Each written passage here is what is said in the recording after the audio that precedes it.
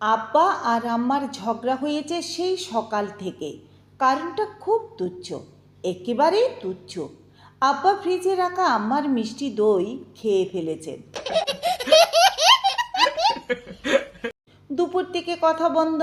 হঠাৎ দেখি আম্মা তার ফেসবুকের স্টোরিতে একটা স্যাড মিউজিক দিয়ে ছবি শেয়ার করেছেন।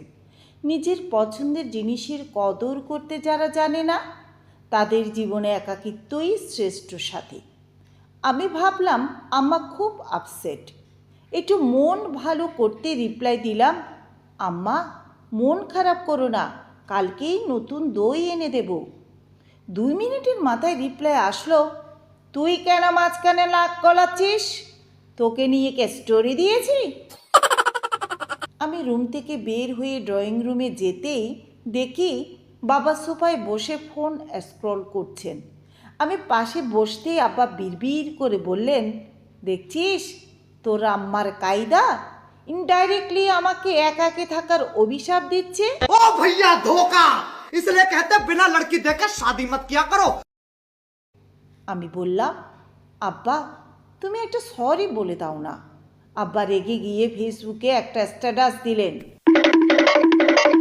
সততা মানে হলো পেটে খিদে থাকলেই ফ্রিজে যা পাওয়া যায় তা খেয়ে নেওয়া। এটাকে যারা অপরাধ মনে করে তারা সংকীর্ণ মনা। ব্যাস শুরু হলো আসল খেলা। আম্মা সেই পোস্টে গিয়ে রিয়েক্ট দিলেন অ্যাংরি।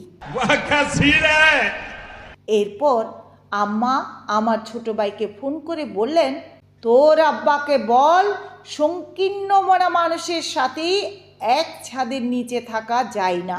আমার ভাই আমাকে ফোন দিয়ে কাঁদো কাঁদো গলায় বলছে, ভাইয়া আম্মা বলছে তুই আব্বাকে বল যেন আমার পোস্টে অ্যাংরি রিয়েক্ট না দেয়।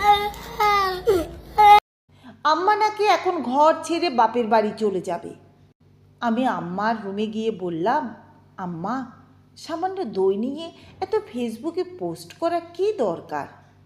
আম্মা ফোন চার্জে লাগাতে লাগাতে বললেন, তুই চুপ থাক, যে বোঝা সে ঠিকই বুঝছে। তুই গিয়ে তোর আব্বাকে বল কমেন্টে সরি না লিখলে আজ রাতে যেন বাইরের হোটেলে খেয়ে নেয়। और अभी तो रुको, क्लाइमैक्स अभी बाकी है। একটু পরে আব্বা আমাকে মেনশন দিয়ে একটা ভিডিও শেয়ার করলেন, যার টাইটেল অহংকারী মানুষের শেষ পরিণতি কি হয়। मालिक बस बहुत हो गया। নিচে ছোট বোন কমেন্ট করছে, ভাইয়া আব্বা আর আম্মাকে ব্লক করে দে, নয়তো আমাদের ইজ্জত আর থাকবে না। अभी मजा आएगा ना भिड़ो।